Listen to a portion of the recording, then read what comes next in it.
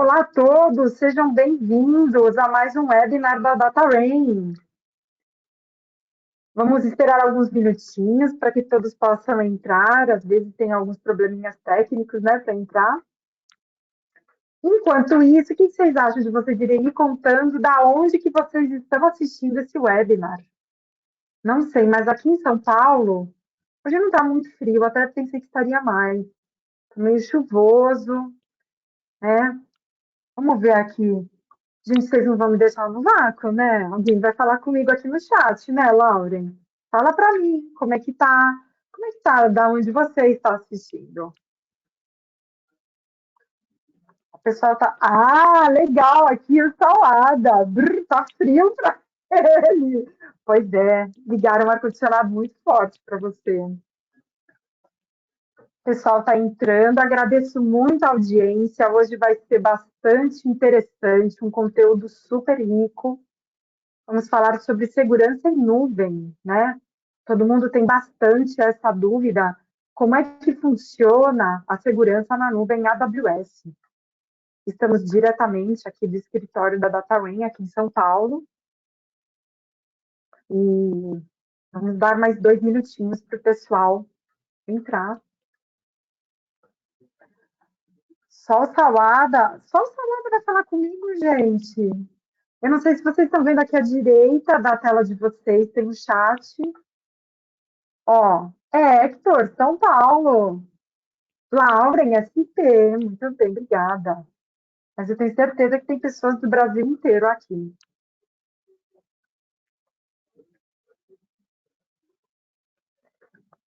Aí a gente vai começar daqui a um minutinho.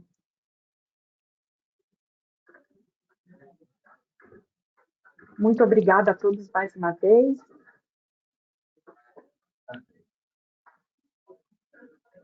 Já vou colocar aqui na outra tela, na minha segunda tela,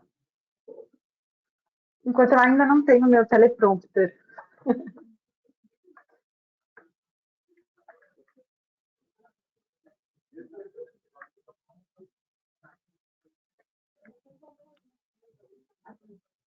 O pessoal está entrando. Se alguém tiver alguma dúvida, algum problema ao entrar, entre em contato com o suporte. Bom, mas a pessoa não entrou, né, dona Ana? Vai da professora. Desculpa, abafa o caso, pessoal. Então, vamos lá, pessoal. Vamos começar o nosso evento tão especial. Sejam todos muito bem-vindos ao webinar DataRain, Segurança em Nuvem AWS. O meu nome é Ana Helena Bittencourt e eu serei a apresentadora e mediadora desta sessão. Os convidados desse evento, próximo slide, são o Guilherme Belinello, CTO da DataRain Consulting, graduado em Engenharia Elétrica pela Universidade Mackenzie, pós-graduado em Administração de Empresas pela FGV. Desenvolveu sua carreira no mercado de tecnologia da informação, onde atua há mais de 20 anos, com foco principal na gestão de entrega de projetos, nas mais diversas áreas e para empresas de todos os segmentos. Hoje também teremos o Guilherme Salada, formado em Engenharia Naval pela Escola Politécnica da USP, possui mais de 20 anos de experiência em TI, destes, a maior parte em organizações líderes como Microsoft e EDS. Além disso, sua expertise conta com mais de 15 anos de atuação em vendas e desenvolvimento de negócios para grandes contas no setor de bancos e seguradoras, também conhecido como FSI. Atualmente, é líder de serviços profissionais na DataRain Consulting. Conosco também a Clarissa Matos, que é arquiteta de soluções AWS na DataRain Consulting e atua em grandes clientes do setor público e privado. Hoje está envolvida na avaliação de padrões de segurança em nuvem e possui as principais certificações da AWS, dentre elas, AWS Certified Solutions Architect Associate, AWS Certified Solutions Architect Professional, Certified Security Specialty, entre outras, tá? Esse evento é oferecido pela AWS e a DataRain Consulting. Próximo slide. Entendi. E quem é a DataBrain Consulting? É uma empresa parceira AWS, nível Advanced, e tem muitos diferenciais. Dentre eles, é a única da América Latina com competência MPO. Aqui, somos 100% Cloud AWS. A DataBrain é um dos principais parceiros na AWS por possuir diversas especializações e ter um dos maiores números de certificações individuais da América Latina. Existimos para oferecer soluções que otimizam os seus processos. Carregamos no nosso DNA a experiência acumulada de centenas de migrações bem-sucedidas. Tudo isso por possuirmos uma equipe altamente especializada com mais de 160 certificações individuais. E com isso, executamos com maestria os nossos projetos. Agora o próximo slide. Não era para eu falar isso. Aqui, né, somos parceiros consultoria da Amazon Web Services, como vocês podem ver, alguns dos diferenciais da DataBrain Consulting. Temos a migração de competência, competência de migração, de non-profit, Web Architect Program. Eu estou esperando, pessoal, o slide dos projetos implementados com sucesso, que existem várias empresas do setor financeiro, saúde, startups e educação. Guilherme, para você me fazer companhia, pode abrir sua câmera. Que a gente vai começar com o Guilherme Belinello, mais conhecido como GD. Tudo bom, Ana? Tudo bom?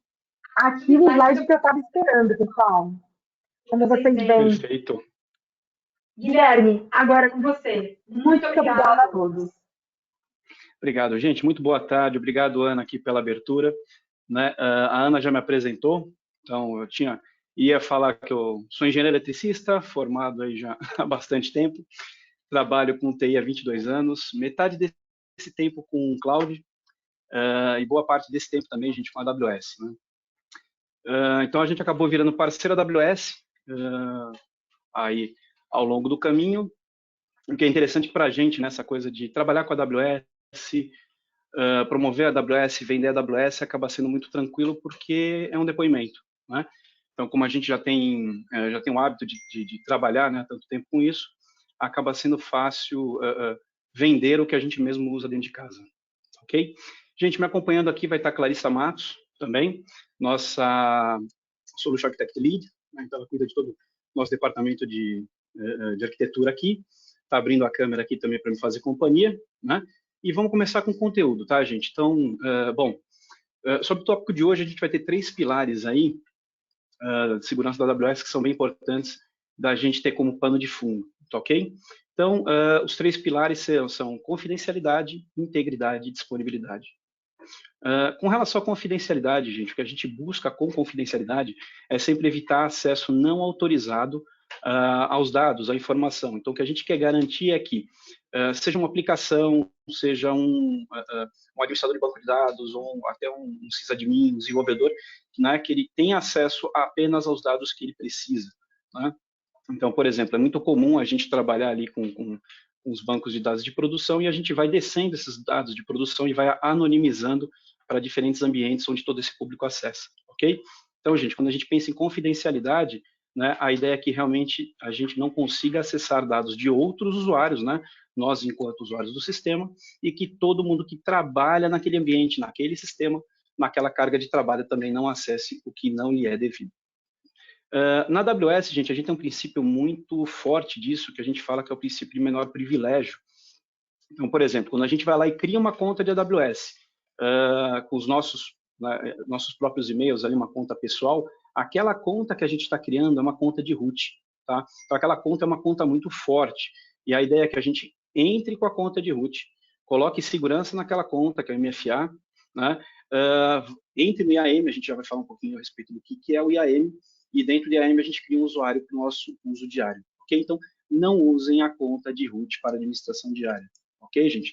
Criem usuários ali dentro do IAM, garantam que eles têm policies ali de menor privilégio para que tudo né, fique dentro das melhores práticas de segurança, ok? Então, confidencialidade é isso, gente, né? É garantir o acesso apenas a quem pode ter acesso àquela informação, ok? Segundo pilar, turma, integridade, tá bom? Então, por integridade, gente, a gente tem um ferramental que nos ajuda muito, que é a criptografia de dados. Quando a gente pensa em criptografia de dados, a gente pensa muito em criptografia de dados em repouso e em trânsito, tá? No próximo slide a gente vai falar um pouquinho mais disso.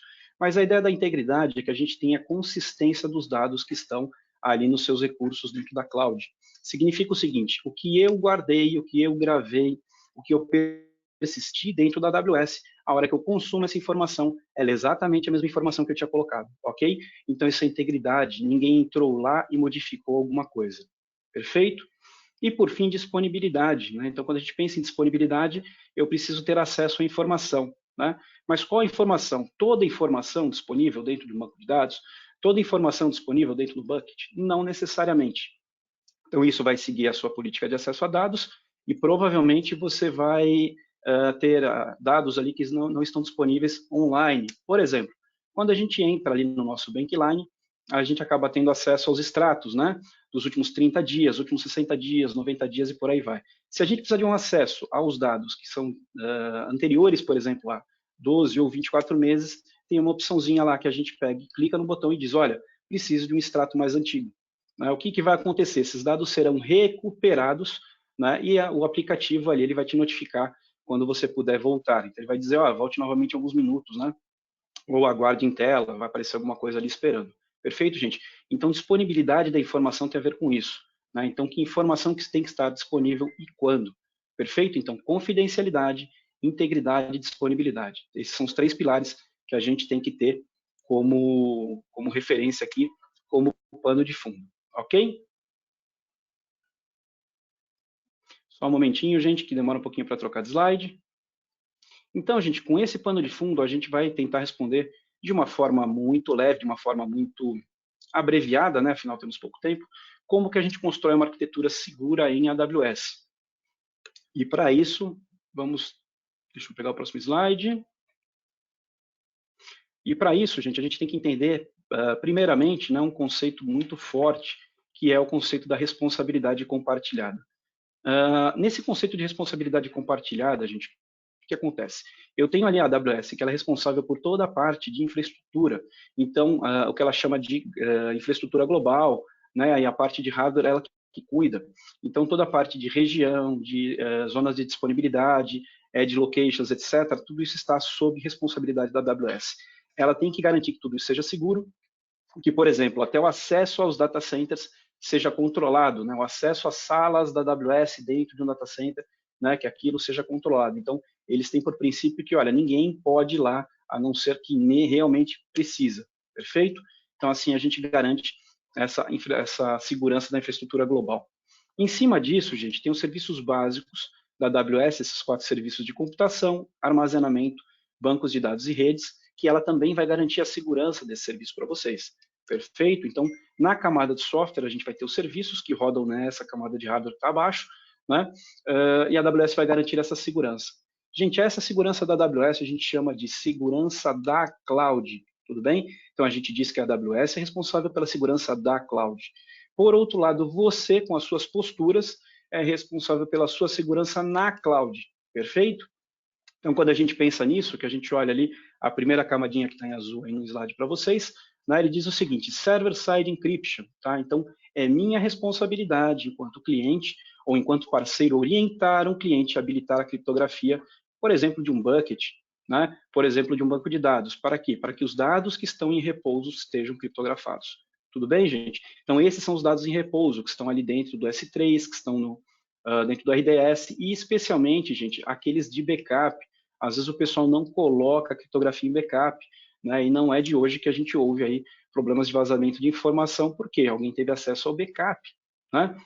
Então o backup não está criptografado, está tudo criptografado, mas esqueci do backup, pô, não vai adiantar de nada, né? Então isso com relação à criptografia em repouso. Com relação à criptografia em trânsito, gente, a gente tem a parte ali azulzinha, a última que fala do tráfego de rede, então eu tenho que proteger isso, né? Como é que eu vou proteger isso, gente? Eu vou proteger com HTTPS, tá? Então vou usar criptografia em cima de HTTPS para que a gente trafegue esses dados aí pela internet sem que ninguém tenha acesso. Então, se alguém snifar esse tráfego, não tem como tirar nada de útil ali, ok? Em cima disso ainda, gente, a gente vai ter o sistema operacional, então você também é responsável pelo sistema operacional, ou seja, a parte de patching, a parte de manutenção desse sistema operacional é sua responsabilidade, né? A parte de rede, então não adianta eu entender que a AWS é super segura, eu subo um servidor, deixo ele aberto na internet, nunca aplico patches e abro todas as portas. Isso é um convite para um ataque, tudo bem? Então, em questão de tempo, você vai ter problemas, perfeito? Que mais, turma? Bom, então falando de sistema operacional, rede, firewall, se a gente subir mais um pouquinho ali, tá? Estou na segunda faixinha azul. A gente tem a nossa responsabilidade, né? A sua responsabilidade enquanto cliente pelas suas próprias aplicações, para que elas sejam seguras, né? Então, que você construa uma aplicação que tenha ali um nível de senha adequado, né? Que você não disponibilize em área pública dados que não podem estar numa área pública do seu site, né? Da sua aplicação, do seu aplicativo, e a gestão do IAM, tá, gente? A gente vai falar do IAM, que é o Identity Access Management, já, e isso também é de responsabilidade, né, de quem toma conta da própria conta AWS. E por fim, gente, em última instância, né, a gente está dizendo o seguinte, que o cliente é responsável pelos seus dados, ok? Então, todos os dados de cliente, né, o próprio cliente, ele é responsável. A gente, enquanto atuando no dia a dia, enquanto parceiro, né, tem diversas aí contas que a gente gerencia onde a gente não pode e nem deve ter acesso aos dados do cliente. Então, a gente cuida de todo o ambiente de infraestrutura sem acesso aos dados. Perfeito? Deixa eu passar aqui um pouquinho. Vamos lá. E aí, gente, por onde eu começo? Então, eu quero uma infraestrutura segura de cloud, né? Então, como é que eu vou começar? Eu vou começar com o gerenciamento de identidades e acessos, tá? A gente vai ter aqui detalhando, um slidezinho detalhando cada coisa dessas aqui. Vamos ter detecção e monitoramento, segurança da infraestrutura, proteção de dados, tá? Causas comuns de incidentes e como a gente pode descobrir essas vulnerabilidades e mitigar essas causas comuns de incidentes. Perfeito? Primeiro tópico aqui, gente, então, gerenciamento de identidade e acessos. Olha que legal. Na esquerda, a gente tem a parte de gestão de identidades. Então, quando eu penso em uma conta ali, uma conta que a gente chama de standalone, uma conta sozinha de AWS, né, o meu primeiro e principal recurso para cuidar ali da segurança é o IAM, tá bom? Que é o nosso Identity and Access Management, tá? Gente, vocês podem chamar como vocês quiserem, IAM, IAM, dá o nome completo para ele, tá bom? O que importa é que vocês saibam o que é. Dentro do IAM, gente, é onde a gente vai criar efetivamente os nossos usuários, os nossos grupos, tá? Vai criar as políticas de segurança e vai atribuir roles, né? Vai criar e atribuir roles. Legal? Então, gente, a role vamos dizer que é uma regra de segurança com uma característica bastante especial, né? Ela até tem um formato ali, parece um capacete, né, de obra, por quê? Porque a role é algo que você assume temporariamente. Então, olha só que interessante, eu não preciso necessariamente vamos supor que eu construí uma aplicação para celular.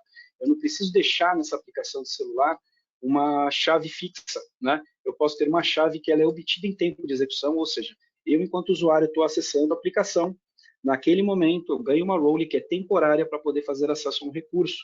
Por exemplo, numa aplicação de banco, eu posso estar tirando uma foto minha, uma foto do meu RG, para mandar lá para o banco para a parte de verificação cadastral. Tá legal? Então, eu vou ter acesso, por exemplo, a um bucket de S3, né, para conseguir enviar a minha foto e a foto do meu documento, né, para que o banco consiga dar sequência no meu cadastro. Ok? Então, pela role, gente, a gente consegue criar um acesso temporário. Tá bom? Isso quando a gente pensa, então, gente, esse lado da esquerda, né, é efetivamente quando a gente pensa na gestão de identidades. Do lado da direita, quando a gente tem um pouco mais, a coisa um pouco maior, que eu tenho uma gestão maior de contas, né? Eu trabalho com diferentes contas, por exemplo, eu posso trabalhar com contas de desenvolvimento, homologação e produção, tá? Começam a aparecer outros entes aí, né? Que, por exemplo, a unidade organizacional, que é como você separar essas diferentes contas dentro da AWS, aparece a entidade conta de gerenciamento, que a gente também chama de MPA, o Master Payer Account, que é a que consolida todo o billing e por aí vai, tá bom? Gente, quando eu começo a entrar nesse esquema de múltiplas contas, que a gente, na verdade, ele acaba sendo uma melhor prática aí, né, quando a gente pensa em cargas para empresas, né, eu começo a fazer uso também bastante intenso do AWS Single Sign-On, tá? Ou seja, o AWS SSO.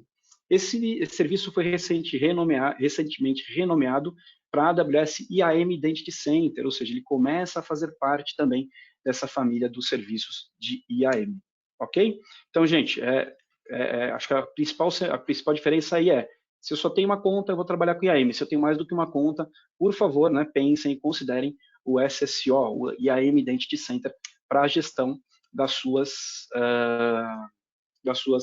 credenciais, ok? E deixa eu só fazer uma coisa aqui, gente, eu vou passar... Peraí, deixa eu chamar o próximo slide. Pronto. Deixa eu passar aqui para a Clarissa. Clara, abre um pouquinho o seu microfone e fala para a gente um pouquinho de detecção e monitoramento, que é o que você trabalha muito aí no dia a dia. Não, perfeito, gente. Então, vamos lá. Bom, Gui, obrigada pelo convite, obrigada, pessoal, pela presença. É um prazer estar aqui. E como o Guilherme estava falando, então, a gente tem alguns pilares ali de segurança em AWS, né? Ou seja, como a gente começa a construir um ambiente que é efetivamente seguro dentro da AWS.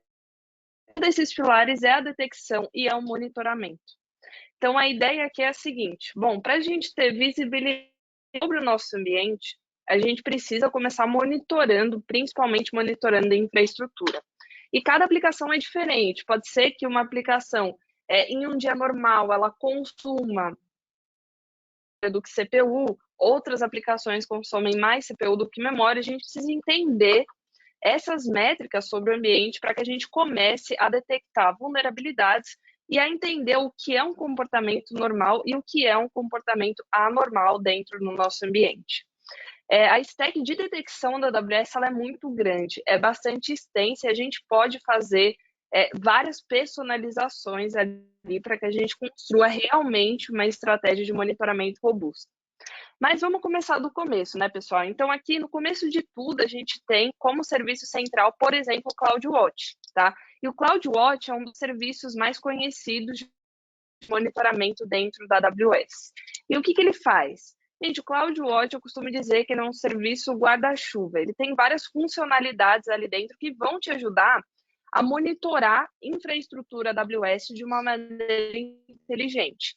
Então, o CloudWatch vai ser responsável por coletar métricas do seu ambiente AWS, da sua aplicação que está rodando em AWS, do seu banco de dados em AWS, e você pode, por exemplo, configurar alarmes que detectam alguma anomalia no consumo da sua infraestrutura. O CloudWatch, ele possui uma série de funcionalidades, como eu falei, tá, pessoal? Você pode construir dashboards, você pode reagir em tempo real a eventos por meio do CloudWatch Events, né, que é o Event Bridge agora. Mas vamos focar aqui no monitoramento básico ali que essa camada entrega. Então, por exemplo, eu trouxe uma arquitetura aqui para vocês, para a gente entender um pouquinho mais sobre como monitoramento e segurança se conversam. Então, vamos dizer que aqui, ao lado esquerdo dessa arquitetura aqui que está em branco, a gente tem uma EC2, uma máquina virtual, e ela está rodando uma aplicação. E o CloudWatch está ali coletando uma métrica de utilização de CPU dessa máquina. E a gente personalizou um alarme dentro do CloudWatch. Esse alarme diz o seguinte: olha, quando essa utilização de CPU ela atingir 70%, ali mais do que 70%, por um período sustentado, pode ser, por exemplo, 5 minutos, o CloudWatch deve ser responsável por disparar uma ação. Então, a gente precisa do monitoramento em si, da métrica em si e da ação decorrente desse monitoramento. Então, vamos dizer que em um dia, o monitoramento da CPU ali atingiu, sei lá, 80%. É mais do que 70% e aquilo se manteve por um período, né? O CloudWatch, ele pode, tanto por meio do SNS, tá, pessoal, que é um serviço de notificação, disparar um e-mail. Então, por exemplo, disparar um e-mail para uma equipe de administradores, ou ele pode também disparar uma ação de escalabilidade, com o auto-scaling aqui do EC2, a escalabilidade horizontal. Então, eu consigo ter uma reação automatizada agora ao monitoramento que eu estou fazendo ali da minha infraestrutura. Bom, e aí vocês podem estar pensando, ok, isso é monitoramento padrão, a gente faz isso na maioria das aplicações. Como é que isso se aplica à segurança? Pessoal, vamos imaginar um cenário, por exemplo, em que a gente esteja sob ataque DDoS, né? Que é um ataque ali, em termos básicos, que um atacante ele manda um fluxo de requisições altíssimo para sua aplicação, e a finalidade é impedir o seu usuário, que é legítimo, de acessar esse sistema. Bom, com um sistema de monitoramento básico, a gente já consegue absorver um ataque desses. Por quê? Quando eu recebo um monte de requisição para minha aplicação, o alarme vai disparar. Eu vou consumir muita CPU. E eu posso configurar uma ação de auto-scaling para que eu cresça horizontalmente o número de máquinas ali que estão servindo a minha aplicação quando eu tenho esse consumo muito elevado. E lógico, né, pessoal, eu consigo colocar limites aqui dentro do auto-scaling, então eu consigo limitar essa ação de escalabilidade para que também eu proteja o meu custo, para que eu não eleve muito essa escalabilidade, que eu não aumente muito a quantidade de máquinas, porque eu não estou ali com um fluxo de requisições normal, legítimo, eu estou sob ataque. Mas a gente consegue partir ali do primeiro ponto para remediar um ataque desses, que é vou absorver o ataque e eu vou limitar a escalabilidade da minha aplicação. Bom, pessoal, o CloudWatch é um dos primeiros passos para que a gente consiga monitorar. Lógico, a gente vai unir esse serviço a serviços específicos que monitoram, por exemplo, acesso irregular à minha instância, ou que impedem, como o Guilherme vai comentar com vocês, que impedem realmente ataques DDoS. Então, fazem essa filtragem para ataque DDoS. Mas a gente precisa partir de algum lugar, né? E quando a gente está falando de monitoramento, é muito comum que a gente fale de monitoramento de infraestrutura. Mas existe um outro pedaço que a gente também precisa monitorar. Então, a ideia é, vamos construir, partir da premissa de que a gente monitora a infraestrutura e a gente vai monitorar acessos também. Então, quando a gente tem uma conta AWS ou várias contas AWS dentro do AWS Organizations, a gente precisa monitorar acessos. E o CloudTrail vai nos ajudar muito. Tá? O CloudTrail ele é um serviço que coleta cada chamada de API que é feita ali dentro do ambiente AWS. E ele vai gerar um log com tudo isso. Bom, para que a gente usa esse tipo de serviço? Pessoal, quando a gente acessa o console AWS, por exemplo, quase tudo que é feito ali é uma chamada de API. A gente entra ali no console de EC2, então a gente acessa uma máquina virtual para desligar uma máquina. O que eu estou fazendo na prática é uma chamada de API ali para a AWS para que essa máquina seja desligada. Então, o CloudTrail ele vai monitorar cada tentativa de acesso e cada chamada que os seus usuários vão fazer. E você precisa guardar isso para, primeiro, saber das suas contas ao longo do tempo. E segundo, para verificar se as suas políticas de identidade e de gerenciamento de acessos são realmente eficientes. Ou seja, se tem alguém acessando algum serviço e essa pessoa não deveria conseguir realizar essa ação. Eu posso, gente, pegar ali os logs do CloudTrail e ingerindo esses logs dentro de uma camada de storage, uma camada de monitoramento como o S3, que é um armazenamento de objetos. E assim eu já consigo ter uma base ali de monitoramento para que eu comece a entender o meu ambiente, ter visibilidade do meu ambiente e saber o que é normal dentro do ambiente AWS e o que é anormal ali em relação ao meu ambiente que eu criei com a minha aplicação. Mas, pessoal, a gente está dando um passo à frente, né? Eu costumo dizer que você pode monitorar o quanto você quiser. Não adianta você construir um ambiente que é cheio de falhas, cheio de vulnerabilidade e colocar uma estratégia eficiente de monitoramento ali em cima. Você só vai disparar alarme atrás de alarme, né? Então, antes da gente subir ali a camada de monitoramento, o ideal é que a gente comece construindo a infraestrutura AWS de maneira segura também. E para isso eu vou deixar o Guilherme aqui falar um pouquinho mais sobre como a gente consegue construir toda essa infraestrutura desde o começo de maneira segura. Depois a gente vai colocar um monitoramento ali quando as coisas estiverem em pleno funcionamento. Bom, Gui, então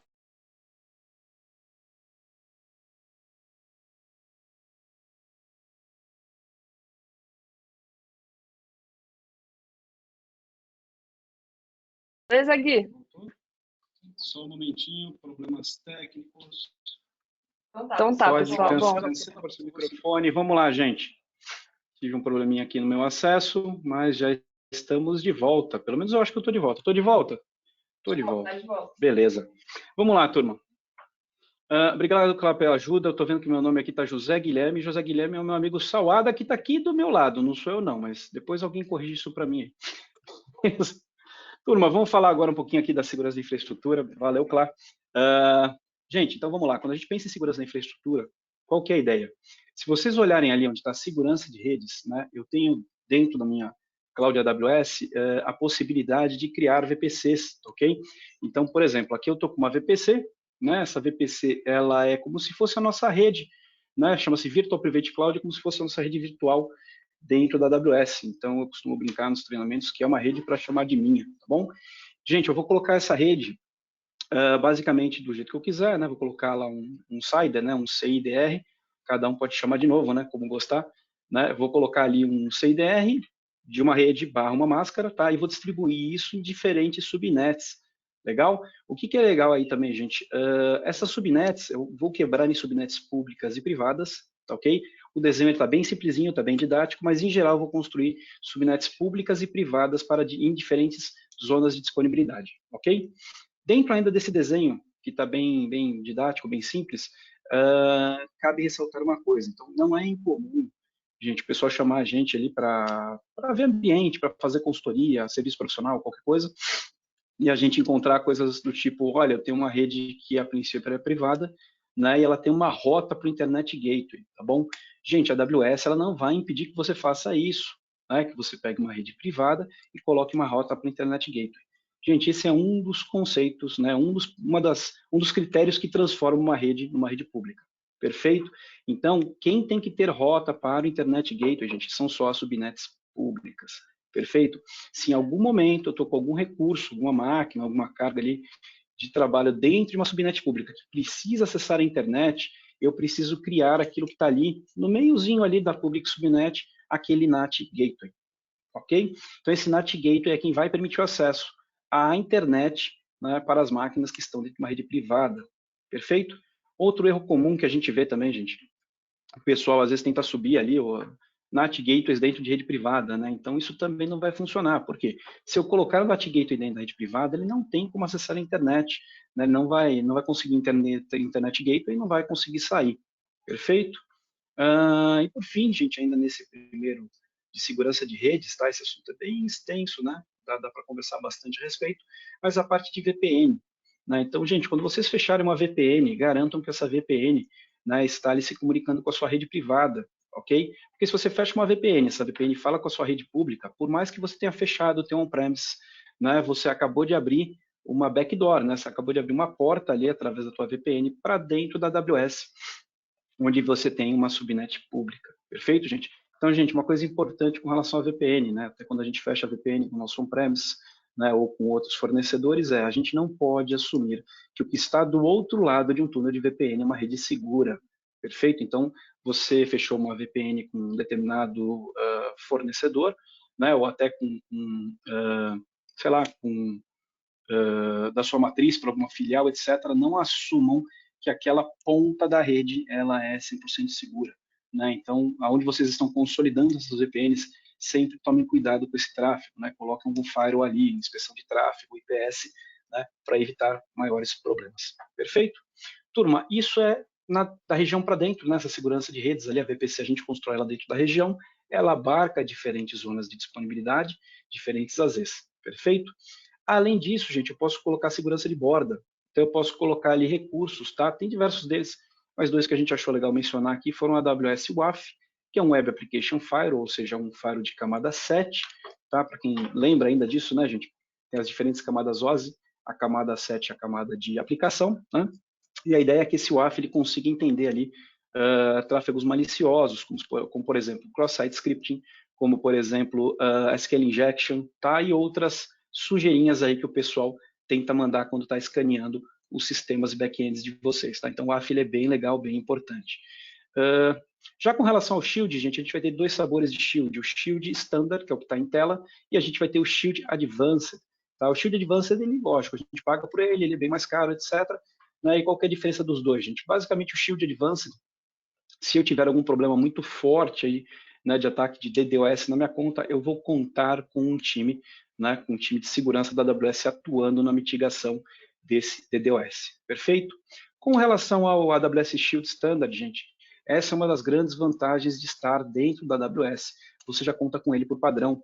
Então, de certa forma, gente, alguns dos ataques mais comuns ali de DDoS, a própria AWS já vai mitigar para você. Ok? Por quê? Porque ela está garantindo ali uma vizinhança saudável dentro da própria cloud, dentro da própria zona de disponibilidade, né? Então ela dá esse AWS Shield aí, né, como incluído. Perfeito? Deixa eu passar aqui só para o próximo slide. Um segundinho. E a gente falou, né, gente? Falou de proteção de dados, a gente explicou o que é a criptografia em repouso, o que é a criptografia em trânsito, né? E aqui eu tenho serviços que vão nos auxiliar nisso. Né? Então, por exemplo, o primeiro serviço que a gente tem ali, que é o Key Management Service, né, ou KMS, como a gente chama no dia a dia, ele é um serviço realmente que armazena suas chaves de criptografia, ok? Então, esse serviço, gente, ele é bem interessante porque quando eu vou habilitar, por exemplo, a criptografia de um EBS ou de um RDS, eu preciso de uma chave criptográfica, né? E aí eu vou fazer uso dessa chave criptográfica que está armazenada no KMS. Perfeito? Gente, se eu tiver uma necessidade muito forte, né, de gestão de chaves aí de maneira individual, eu posso até partir para o último item que a gente tem ali, que é o Cloud HSM, tá? Que é um Hardware Security Módulo, né? Módulo de segurança, hardware de segurança. Esse hardware, gente, é um hardware realmente dedicado a você dentro da AWS, né, ocupando espaço no rack. Logicamente, ele é mais custoso, né, mas você vai conseguir ter o seu próprio HSM para cuidar dessas chaves de criptografia. Ok? Gente, conjugado ao KMS, a gente vai ter lá o Secret Manager, né, o Secrets Manager, que é onde eu vou guardar efetivamente dados que as aplicações precisam para funcionar no dia a dia. Então, por exemplo, eu preciso de uma string de conexão. Nessa string de conexão, eu tenho que carregar, por exemplo, usuário e senha. Ou então eu faço integração com um sistema de mapas. Esse sistema de mapas, ele me dá lá uma chave, uma access key que eu também preciso guardar. Tá legal? Então, gente, logicamente, a gente não vai guardar isso dentro do código, né? Ninguém mais vai estar escrevendo isso dentro do código, tá? Também não vou salvar em arquivos de configuração. Tem aqui um XML, tem aqui um JSON na máquina, porque se a máquina for comprometida, isso vai embora, tá? Aí, a terceiro lugar que o pessoal gosta de guardar, vou guardar dentro do banco de dados. Também não é um bom lugar. Né? Então, gente, qual que é a ideia? Guardem isso dentro do Secrets Manager. O Secrets Manager vai usar o KMS para fazer a criptografia disso, né, e vocês só vão conseguir abrir, decriptografar isso em momento de execução.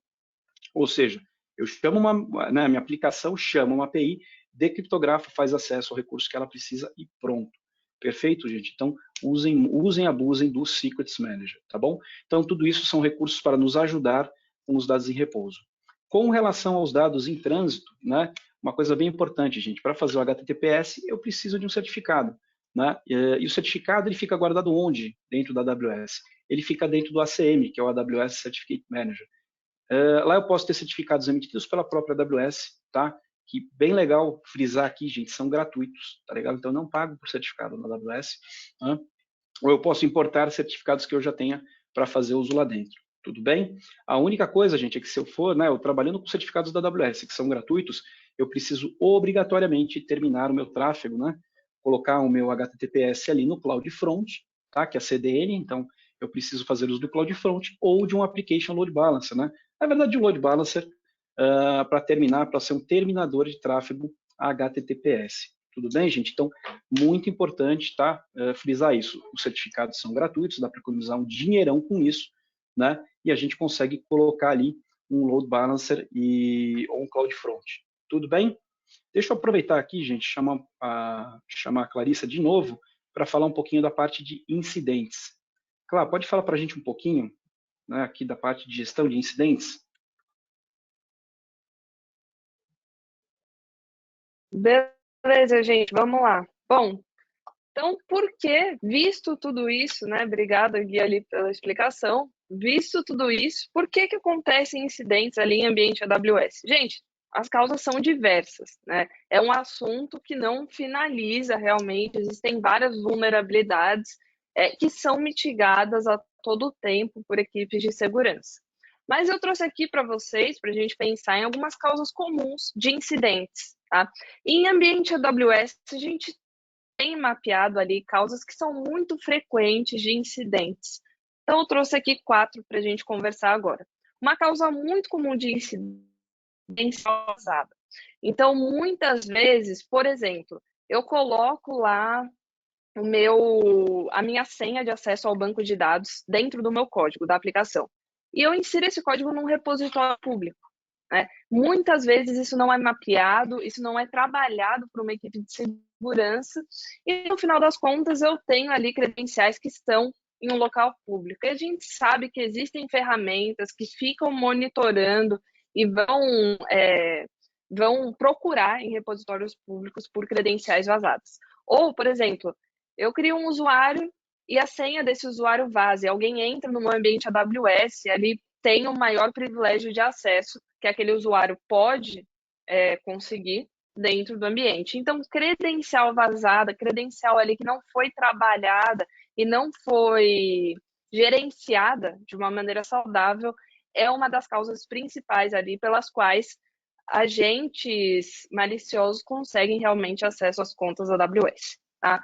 Outra coisa bastante comum, falha na integridade dos dados. Então, uma integridade que é comprometida. O que acontece, pessoal? Muitas vezes eu tenho dados ali de acesso, por exemplo, que trazem um real cenário do meu ambiente ali. Então, eu tenho todos os acessos que foram realizados em um determinado período de tempo ao meu ambiente da AWS, e eu preciso que esses dados sejam íntegros, eu preciso que eles contem a verdade, para que realmente esses dados me deem visibilidade sobre o meu ambiente.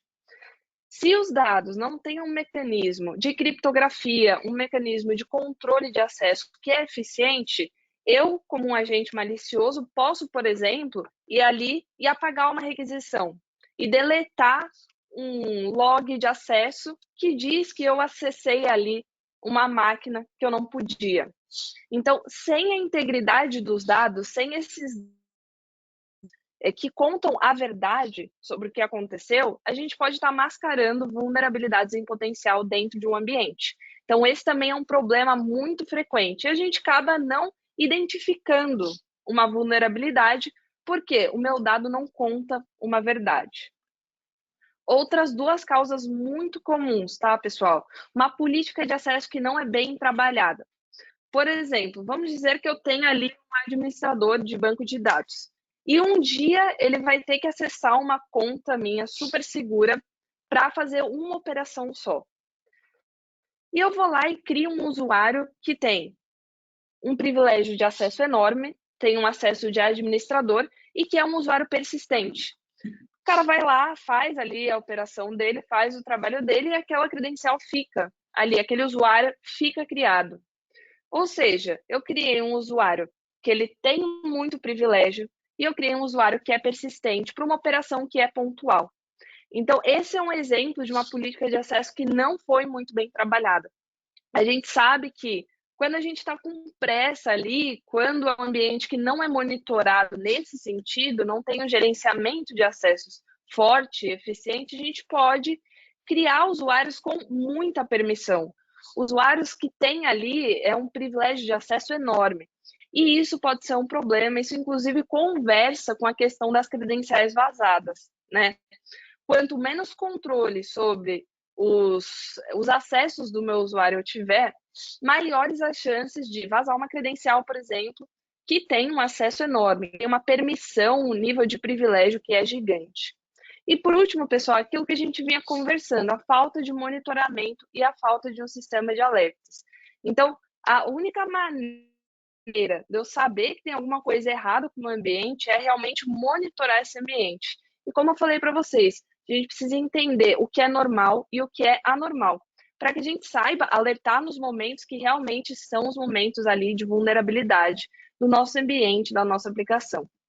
Então, não ter monitoramento nos tira essa visibilidade integral do ambiente. A gente não sabe o que está acontecendo e a gente não sabe quando ali existe uma ação que abre as portas para uma vulnerabilidade, por exemplo.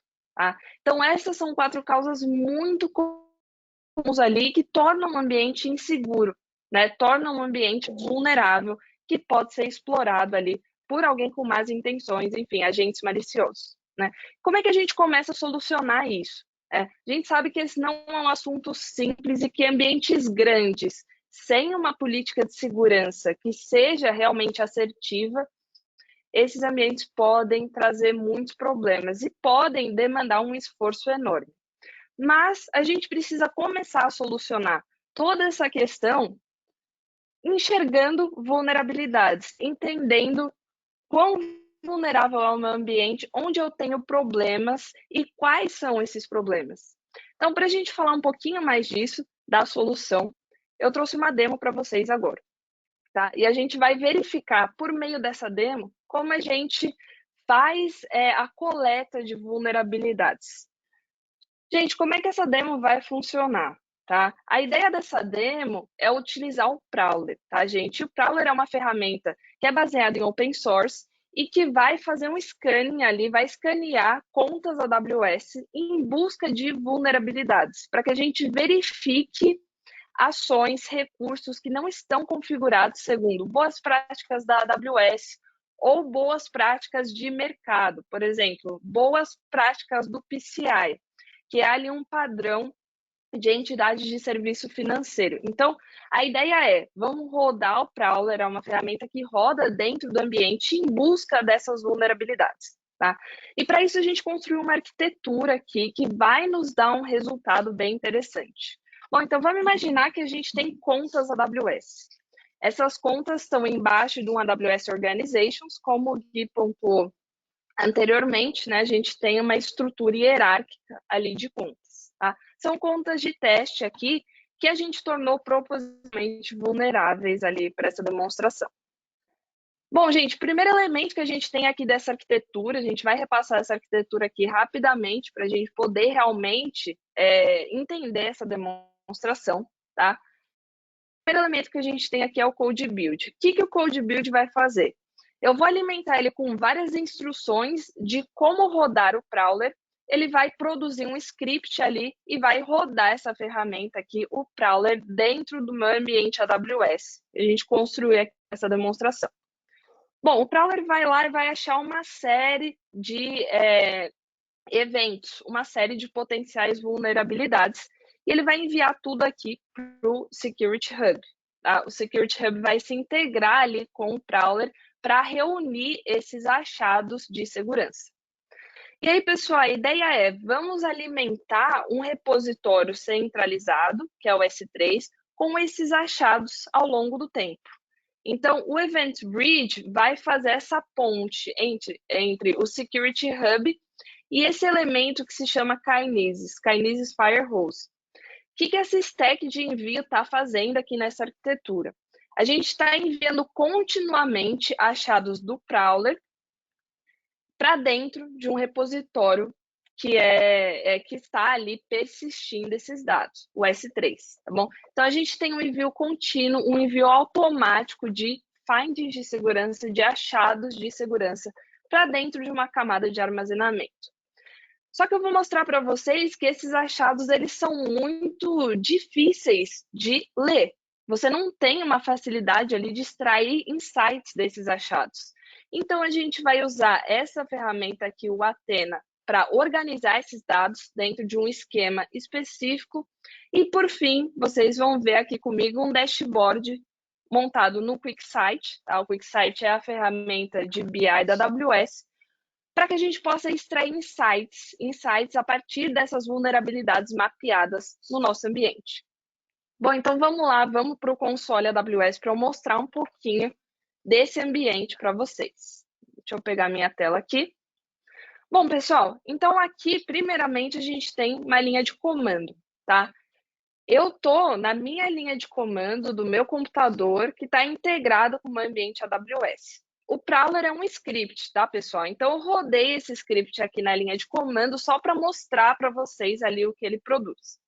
Então, eu tenho o Prowler aqui, comecei a rodar o Prowler, ele vai começar a escanear o meu ambiente AWS. Então, aqui eu vou ter várias checagens de segurança, tá? E ele vai ou dar um pass aqui, ou seja, naquela checagem eu passei, tá tudo certo, ou ele pode dar um fail aqui, ou seja, não passei, tá? Tem um problema aqui, uma vulnerabilidade mapeada, eu preciso consertar. Ele também pode produzir um resultado que é de informação, que significa, olha, essa não é uma vulnerabilidade em si de segurança, não é uma ameaça de segurança, tá? Mas existem ali melhorias que eu posso fazer. Ou simplesmente aquela checagem não se aplica ao meu ambiente, porque, por exemplo, eu não tenho uma máquina rodando aqui. Bom, esse é o output do Prowler, tá, pessoal? Mas como eu falei para vocês, esse output ele é de leitura difícil. Não é todo mundo que bate o olho aqui e sabe o que fazer. Não é todo mundo que consegue verificar em quais regiões estão os maiores problemas aqui, né? A leitura não é intuitiva desse arquivo aqui.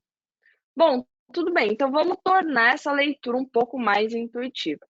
Como eu falei para vocês lá na arquitetura, a gente está centralizando todos esses achados de segurança dentro do S3. Aqui é uma camada de armazenamento persistente, aqui está o meu S3. Então, eu tenho uma pasta aqui que se chama Firehose, tá? Que é a pasta do Kinesis. Eu tenho o ano, o mês e eu tenho os dias de ontem e o dia de hoje aqui. Todos esses são achados, tá, pessoal? Então, eu estou guardando os achados, eu não coloquei a mão, né? Como a gente mostrou, a nossa arquitetura vai jogar dentro da S3 esses achados automaticamente. Eu vou abrir um desses para vocês aqui, para que a gente possa saber qual é o resultado, tá bom? E o resultado é muito parecido com o resultado da linha de comando, né, gente? A gente vê que é um texto gigante aqui, tá? Aqui dentro, sim, eu tenho qual a vulnerabilidade, qual é o status, qual é a checagem que foi feita. Só que está tudo em forma de texto. Aqui a gente ainda não consegue extrair insights, mesmo que a gente saiba que existe o Prowler rodando, ele produziu um resultado, esse resultado é eficiente. Para ler e organizar tudo isso aqui, é um trabalho manual enorme que a gente não precisa ter. Bom, então qual é a última ponta ali da nossa arquitetura? A gente queria, vamos lembrar, no começo a gente queria mapear as vulnerabilidades.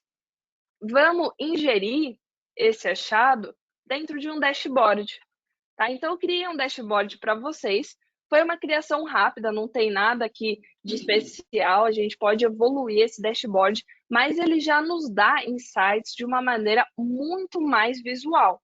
Eu consigo ver todas as checagens aqui e eu consigo ter um mapeamento geral do meu cenário de segurança, tá? Tudo isso vem daqueles arquivos que eu mostrei para vocês.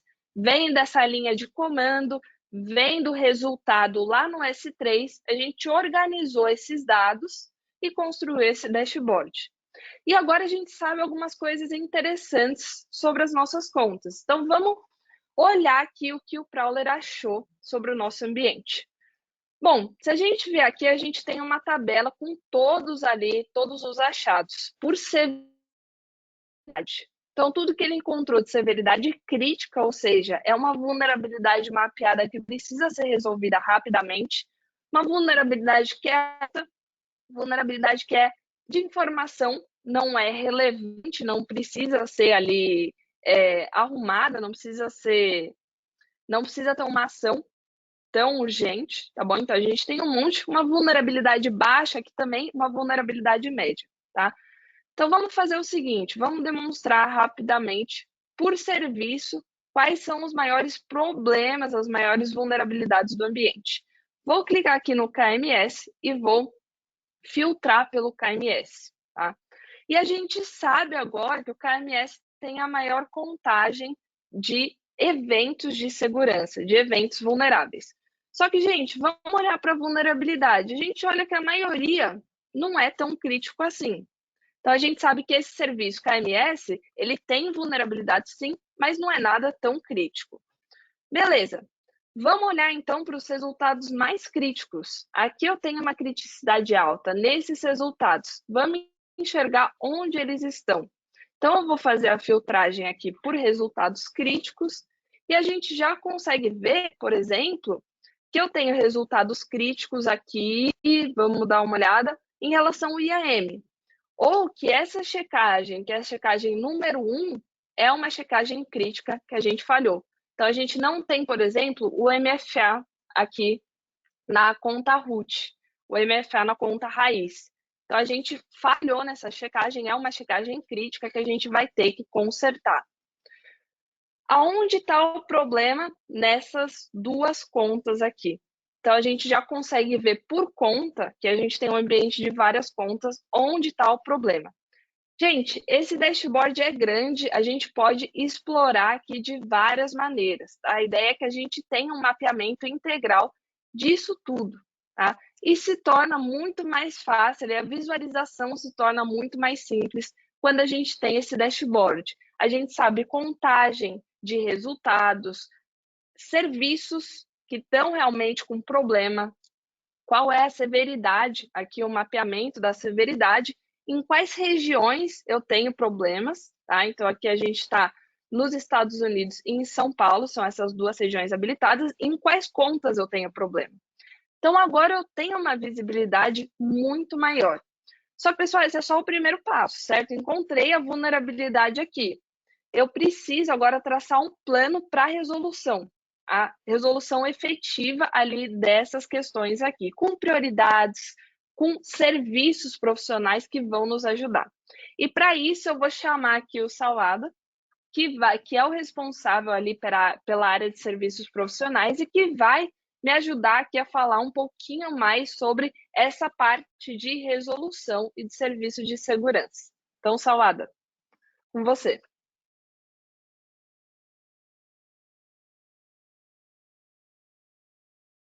Boa tarde, gente. Vamos lá. Sou a pessoa que está entre vocês e o sorteio. Então, vamos ser bem objetivo aqui para a gente poder não comer muito mais tempo de vocês. Então, a ideia aqui é a gente apresentar como é que a gente pode ajudar vocês a entregar e a implementar tudo que a gente falou até agora com o Guilherme e com a Clarissa, tá? Então, vamos passar rápido aqui, mas a ideia aqui é apresentar como é que a gente foca em segurança? Então, a gente pode trabalhar com vocês desde a parte de arquitetura inicial, de como é que eu levo meus serviços para a nuvem, como é que eu organizo minhas contas, ou seja, talvez você tenha diversas contas, várias organizações, como é que eu organizo tudo isso, né? E como é que eu implemento as minhas práticas de segurança que a gente comentou agora. Então, qual o ferramental indicado, quais as melhores práticas? Então, a DataRain tem um time de especialistas em segurança, especialistas em serviços de nuvem, que pode ajudar definitivamente contribuir para o seu negócio e na sua jornada para a nuvem.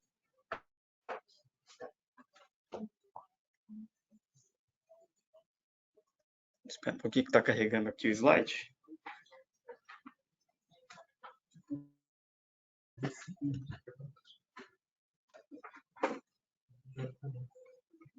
Espera aí que a gente está esperando só carregar. Então, o objetivo é a gente contar um pouquinho mais de como que a DataRain ajuda vocês a implementar essa questão de segurança. Isso é um foco muito importante para nós. Diria que hoje é um core business da empresa. Parte de segurança, junto com migração, junto com dados, vocês vão ver um pouquinho mais para frente, mas é um core business hoje da DataRain. A gente tem investido muito na certificação e na capacitação dos nossos profissionais. Tá? Não, para mim, não. Peraí.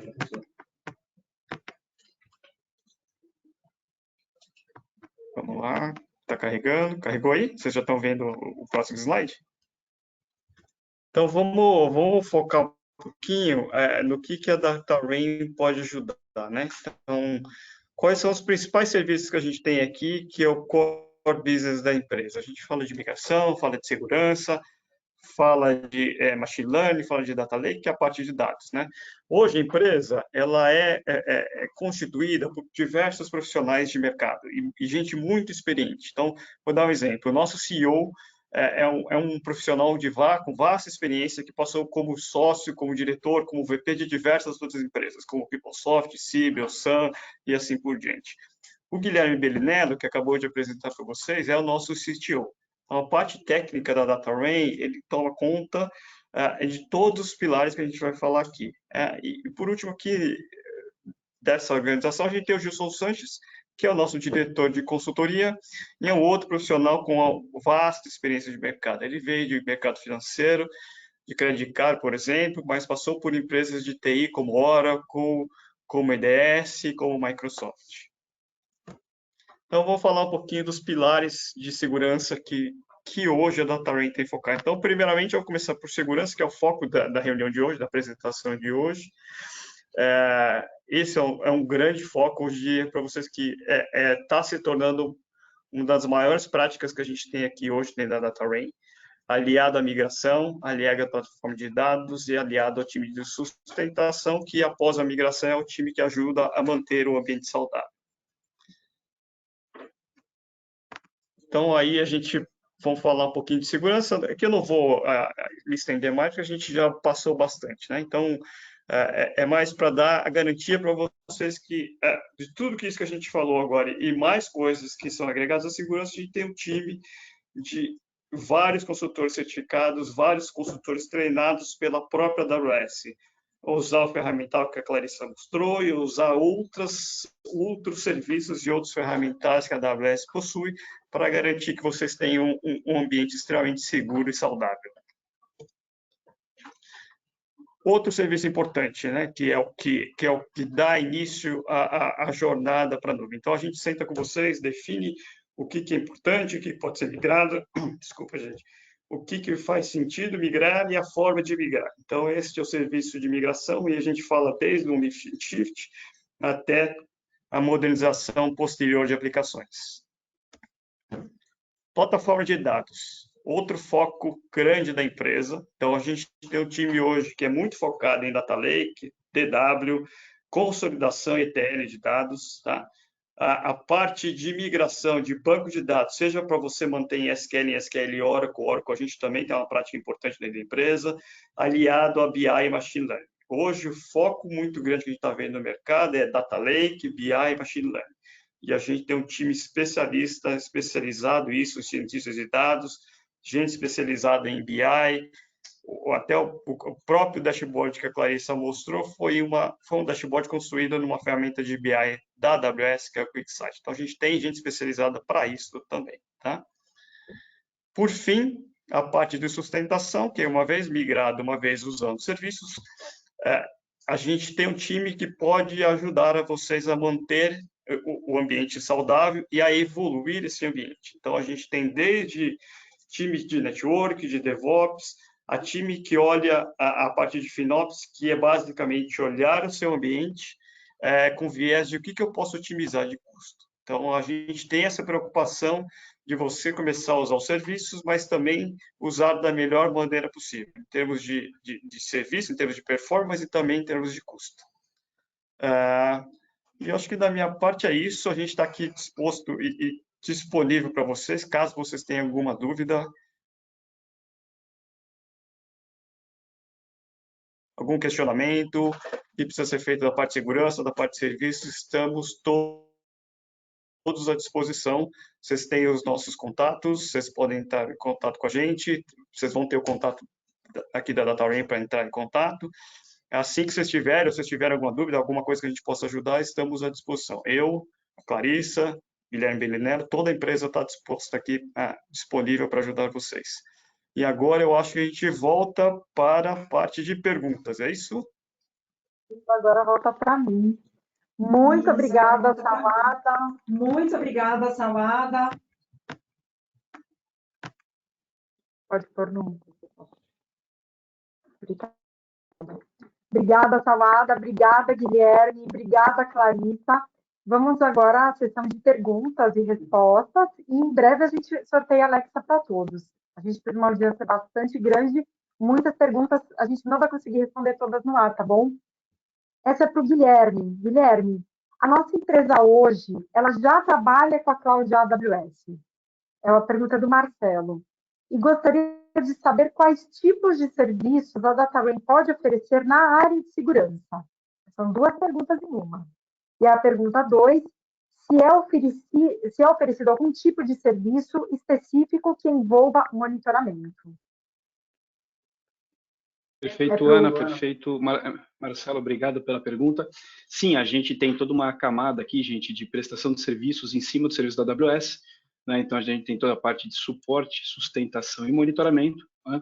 Em específico, na parte de segurança, gente, a gente faz muito trabalho de assessment, ou seja, a gente pega o ambiente do cliente, né, repassa todo o ambiente dele na busca ali, né, de vulnerabilidades, de findings, né, de issues de segurança, tá? E, gente, o que é legal, a gente não só trabalha na busca, nesse assessment, mas a gente também tem o time aqui, né, que é o time do José Guilherme Sawada, que vai trabalhar depois na remediação, ok? Então, uma coisa que a gente tem que pensar também a respeito de segurança, gente, é que isso não termina com o assessment.